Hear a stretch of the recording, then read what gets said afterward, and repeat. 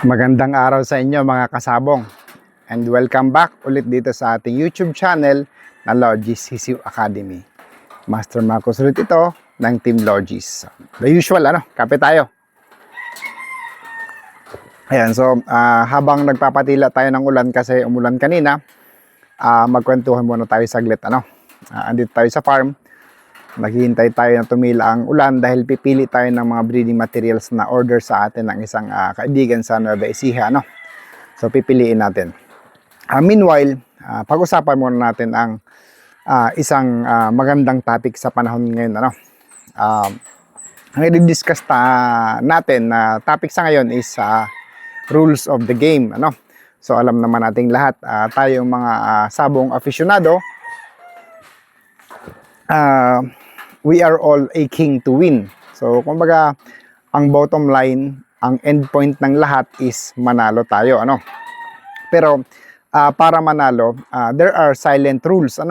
There are silent rules that you need to observe, and there are silent rules that you need to adhere para lumamang ang chance. So, take note of my word, para lumamang yung chance, hindi yung lumamang ang panalo. Kasi the sabong itself is designed as 50-50. So when all things are equal, 50-50 ang chance na maging outcome.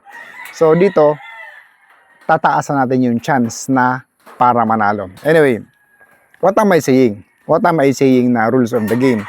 So mapapansin nyo, may mga tao, may mga mananabong na consistent sila mag-field ng entries. Hindi man sila perfectong nananalo lagi, pero makikita mo, iisang palo, iisang kilos ng manok, iisang galaw. So kumbaga talagang very consistent ang performance. And marami silang kampyonato sa belt nila. So mga idol natin yun. Now, bakit may mga taong ganon, pero marami silang kasabayan na kilala natin na mga big time din na hindi kasing kisig nila.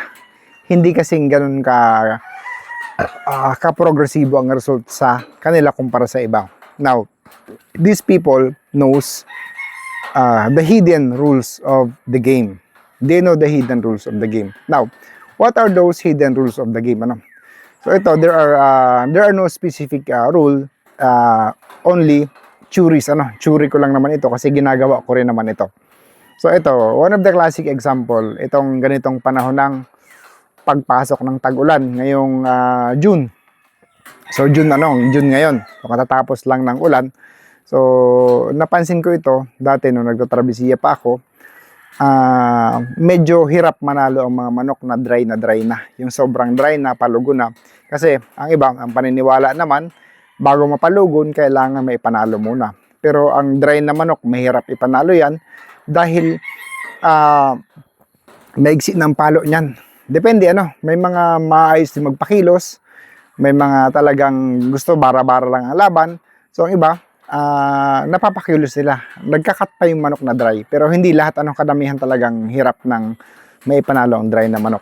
Now, anong ibig sabihin nun? So, yun ang isa sa mga silent rule na kapag medyo dry na ang manok mo, medyo hirap na mag-cut yan. So, kung ilalaban mo siya, hanapan mo ng mas dry sa kanya o parehong dry sa kanya, para maging equal man lang yung chance.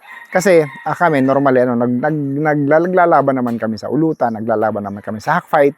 Yung mga manok na hindi pwedeng ilaban sa derby, yung mga may iksi ang paa, kaysa sa ibenta namin ng mura, so ginagamit lang namin. Pero hindi naman namin sinasabi na, hindi ko naman sinasabi na lagi kaming panalo, Although nakakalamang naman sa panalo, pero hindi laging panalo. So yun nga yung sinasabi ko na we know a little bit about the rules of the game. So pag ang manok namin sariwa, ganitong mga June, marami ng dry, ilalaban namin sila sa medyo dry na, sa mga dry na So ibibigay namin ng konting advantage, like medyo matangkad sila ng konti, okay lang yon. Sa amin naman medyo magulang, tapos sariwa ang balahibo, okay na yon.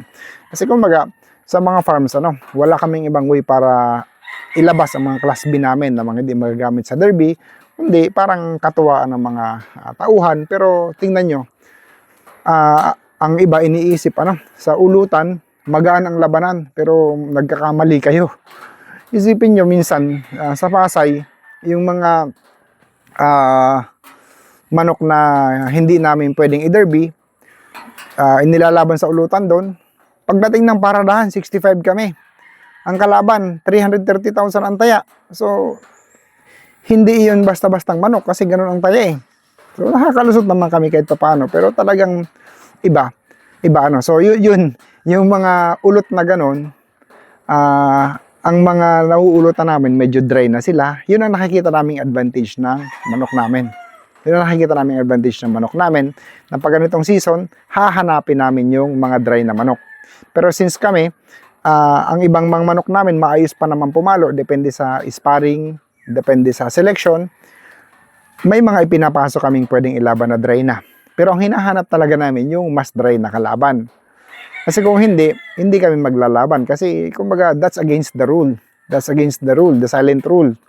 So, ganun ang sistema namin. And mapapansin nyo, ngayong June, may mga nagte-test fight na ng mga early birds nila. Kasi by July, labanan na eh. By July, labanan na. So, kung labanan na ng July, ngayon pa lang, ang mga Class B nila, tinetesting na nila. And nananalo na. Alam nyo kung bakit? Ang kalaban nila, mga lugon na rin. Yung mga Makati magsabong, gustong mailaban kaagad yung mga manok, gustong maihabol mailaban, nagkapera, laban. So, yun yung mga biktima. Sila yung mga biktima. Because they don't know the silent rules of the game. Ayan. So, pangalawa, dito sa atin, sa labanan ng early bird, dito sa amin, sa Bicol region, late ang labanan dito. So, yung early bird sa amin, ang labanan August. Ngayon, ang October born, hindi naman nagagamit ng August. July na pang laban yan, kasi pag August, lugon na yan. So, ang ginagawa ko, kahit natitempt ako na i-keep yung mga gusto kong manok, pagdating ng harvest season, binebenta ko lahat ng first batch ko dahil hindi ko naman magagamit dito sa Bicol dahil wala akong gaanong laban, bihira lang tayo maglaban. So, ang sa akin naman November born, second batch. So, ang November born sa akin, pag ginamit ko ng August, ang kalaban ko naman mga early bird na medyo gasgas na, ang mga balahibo medyo palugon na, kumbaga may advantage, may lamang naman ako doon. So, kumbaga, that's one of the things na nakita ko na applicable doon sa rules na sinasabi natin. And then, ito naman, pagdating naman sa national, yung national banded natin ng mga manok, yung January born, yung mga tatandaan ko dyan, yung mga nag-early mature. Pag nag-early mature sila, alam kong early maglulugon yan. So, tatandaan ko, ititrain ko yan. Pag naglugon na sila, itatabi ko lang. Kasi pag mga December, pang finals, nagagamit yan. So ngayon, kung nagagamit ko sila pang finals, kung magkalaban, dalawang alas, ang kalaban mo alas din syempre, finals yan. Kung alas siya na bata, ikaw alas na nakalugon, lamang ka. Kasi ang palo ng nakalugon parang bullstag. Matigas na ang buto niya, matigas na ang pakpak. Kasi syempre nag-undergo ng molting. Nahulog ang mga pakpak niyan. Ibig sabihin, nag-replenish ng calcium, nag-replenish ng protein. Pati yung buto niyan tumitigas. Bullstag ang palo. Kaya magtataka kayo minsan sa labanan sa Stag Derby pagdating ng finals, papansin nyo, parang kak ang kalaban nyo. Pero hindi naman sila kak talaga. Ito yung mga early mature, mga sagad ng edad na maagang nakapaglugon, maagang nakapagbihis, nagamit sa labanan sa dulo. Kumbaga hindi naman yung pandaraya eh. It's just taking advantage of what you know.